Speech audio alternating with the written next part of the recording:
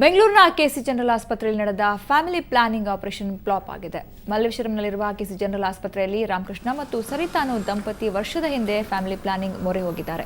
ಈ ಆಪರೇಷನ್ ಮಾಡಿರೋದು ಇದೇ ಆಸ್ಪತ್ರೆಯಲ್ಲಿರುವ ಸೂಪರಿಂಟೆಂಡೆಂಟ್ ವಿಮಲಾ ಪಾಟೀಲ್. ಆದರೆ ಆಪರೇಷನ್ ಮಾತ್ರ ವಿಫಲವಾಗಿದೆ. ಮತ್ತೆ ಸರಿತಾ ಗರ್ಭ ಧರಿಸಿದ್ದಾರೆ. ನಂತರ ಇದೇ ಆಸ್ಪತ್ರೆಗೆ ಬಂದ ಸರಿತಾ ಗರ್ಭಪಾತ ಮಾಡಿಸಿಕೊಂಡಿದ್ದಲ್ಲದೆ ಮತ್ತೆ ಫ್ಯಾಮಿಲಿ ಪ್ಲಾನಿಂಗ್ ಆಪರೇಷನ್ ಮಾಡಿಸಿಕೊಂಡಿದ್ದಾರೆ.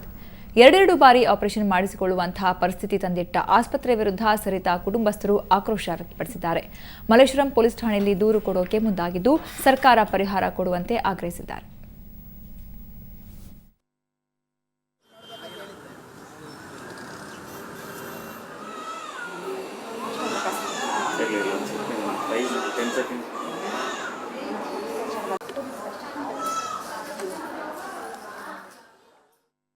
ಎರಡು ವರ್ಷದ ಮುಂಚೆಗಡೆ ನನ್ನ ಹೆಂಡತಿಗೆ ಆಪ್ರೇಷನ್ ಆಯಿತು.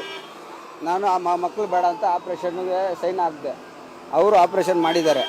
ಆಪ್ರೇಷನ್ ಮಾಡಿಬಿಟ್ಟು ಮತ್ತೆ ನನ್ನ ಹೆಂಡತಿಗೆ ಎರಡು ತಿಂಗಳು 5 ದಿವಸ ನಾನು ನಿಮ್ಮ ಹೆಂಡತಿಗೆ ಮತ್ತೆ ಆಪ್ರೇಷನ್ ಮಾಡ್ತೀನಿ, ಸರ್ಕಾರದಿಂದ ಏನು ಪರಿಹಾರ ಬರುತ್ತೋ ಅದು ಮಾತ್ರ ಇಸ್ಕೊಡ್ತೀನಿ ನಿಮಗೆ. ಮೇಡಮ್, ಸರ್ಕಾರ 2ನೇ ಸಲ ಈ ಥರ ಆಗಿದೆ ಅಂತ ಕೊಡೋ ಪರಿಹಾರ ಕೊಡುತ್ತೆ, ಅದು ನನಗೆ ಗೊತ್ತು ಮೇಡಮ್, ನಾನು ತಗೊಳ್ತೀನಿ. ನಿಮ್ಮ ಕಡೆ ನಿರ್ಲಕ್ಷ್ಯದಿಂದ ಆಗಿರೋದಕ್ಕೆ ನೀವೇನು ಕೊಡ್ತೀರಾ ಅಂತ ಕೇಳಿದೆ.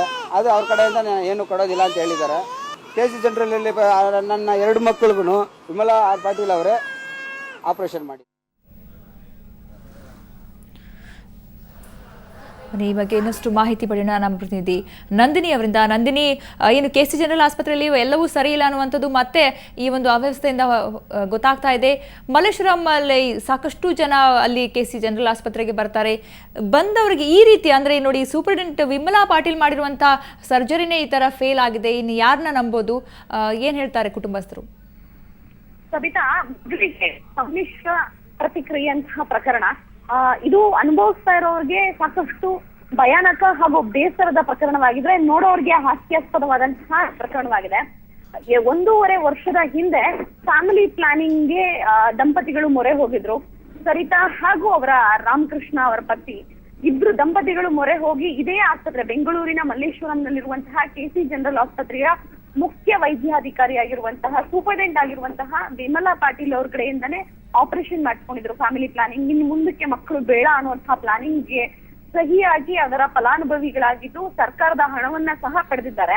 ಅದಾದ ನಂತರ ಸುಮಾರು 1 ವರ್ಷ 6 ತಿಂಗಳು ಕಳೆದ ನಂತರ ಈಗ ಮತ್ತೆ ಸರಿತಾ ಅವರು ಗರ್ಭ ಧರಿಸಿದ್ದಾರೆ. ಸುಮಾರು 2.5 ತಿಂಗಳಾಗಿದೆ. ಈಗ ಈ ಬಗ್ಗೆ ತಮಿಳುನಾಡಲ್ಲಿ ಈಗಾಗಲೇ ಸ್ಕ್ಯಾನಿಂಗ್ ಮಾಡಿಸಿ ತಂದು ರಿಪೋರ್ಟ್ ಕೊಟ್ಟ ನಂತರ ಮಲ್ಲೇಶ್ವರಂನಲ್ಲಿರುವಂತಹ ಸರ್ಕಾರಿ ಆಸ್ಪತ್ರೆಯ ವೈದ್ಯರ ಬಣ್ಣ ಬಯಲಾಗಿದೆ. ಇಲ್ಲಿಯ ಆಸ್ಪತ್ರೆಯ ವೈದ್ಯರು ನೀಡುವಂತಹ ಟ್ರೀಟ್ಮೆಂಟ್ ಬಗ್ಗೆ ಹಲವು ಬಾರಿ ಆರೋಪಗಳು ಕೇಳಿಬಂದಿತ್ತು. ಆದ್ರೆ ಅದು ಕೆಳವರ್ಗದ ವೈದ್ಯರ ಬಗ್ಗೆ ಆಗಿತ್ತು. ಆದ್ರೆ ಈ ಬಾರಿ ಆರೋಪ ಕೇಳಿ ಬರ್ತಿರೋದು ಸೂಪರಿಂಟೆಂಡೆಂಟ್ ಆದಂತಹ ವಿಮಲಾ ಪಾಟೀಲ್ ಅವ್ರ ಮೇಲೆ. ಅವರೇ ಹೇಳ್ತಾರೆ, ಅಲ್ಲಿರಂದ ಪೋಷಕರು ಹಾಗೂ ದಂಪತಿಗಳೇ ಹೇಳೋ ಪ್ರಕಾರ ಈಗ ಮಾಡಿರುವಂತಹ ಫ್ಯಾಮಿಲಿ ಪ್ಲಾನಿಂಗ್ ಆಪರೇಷನ್ ಫೇಲ್ಯೂರ್ ಆಗಿದ್ದು, ಇದರಿಂದ 2 ಬಾರಿ ಆಪರೇಷನ್ ಮಾಡಿ ಸಾಕಷ್ಟು ದೈಹಿಕವಾಗಿ ಆಕೆಗೆ ನೋವಾಗಿದೆ ಅನ್ನುವಂತಹ ಆರೋಪ ಮಾಡಿದ್ದಾರೆ. ಹಾಗೂ ಈ ಸಂಬಂಧ ಮಲ್ಲೇಶ್ವರಂ ಪೊಲೀಸ್ ಠಾಣೆಯಲ್ಲಿ ಈಗಾಗಲೇ ಪ್ರಕರಣ ದಾಖಲಿಸಿದ್ದು, ಸರ್ಕಾರ ಈಗ ಬೇರೆ ರಾಜ್ಯಕ್ಕೆ ಕಂಪೇರ್ ಮಾಡೋದಾದ್ರೆ ಇವರು ಈಗಾಗಲೇ ಸ್ಕ್ಯಾನಿಂಗ್ ಮಾಡಿಸಿದ್ದಾರೆ ಅಂತ ಹೇಳಿದೆ.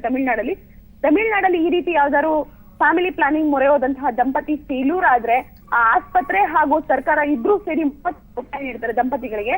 ಆ ಪರಿಹಾರವನ್ನ ರಾಜ್ಯದಲ್ಲೂ ನೀಡುವಂತೆ ಇಲ್ಲಿನ ದಂಪತಿಗಳು ಆಗ್ರಹಿಸಿದ್ದಾರೆ. ಓಕೆ ನಂದಿನಿ, ಮತ್ತೆ ನಿಮ್ಮನ್ನು ಸಂಪರ್ಕಿಸ್ತೇನೆ. ಬೆಂಗಳೂರಿನ ಕೆಸಿ ಜನರಲ್ ಆಸ್ಪತ್ರೆಯಲ್ಲಿ ನಡೆದಂತಹ ಫ್ಯಾಮಿಲಿ ಪ್ಲಾನಿಂಗ್ ಆಪರೇಷನ್ ಫ್ಲಾಪ್ ಆಗಿರೋದಕ್ಕೆ ಮತ್ತೊಂದು ಸಾಕ್ಷಿ ಗರ್ಭ ಧರಿಸಿದಂಥ ಸರಿತಾ ಈ ಹಿಂದೆ ಅಂದರೆ 1.5 ವರ್ಷಗಳ ಹಿಂದೆ ಆಪರೇಷನ್ ಮಾಡಿಸಿಕೊಂಡಿದ್ರು, ಮಕ್ಕಳಾಗಿರುವಂಥ ಆಪರೇಷನ್.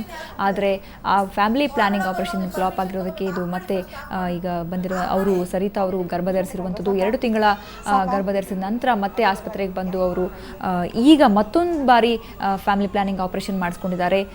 ಖುದ್ದು ವೈದ್ಯಾಧಿಕಾರಿ ವಿಮಲಾ ಪಾಟೀಲ್ ಅವರೇ ಮಾಡಿರುವಂತಹ ಇಂದು ಆಪರೇಷನ್ ಫ್ಲಾಪ್ ಆಗಿದೆ.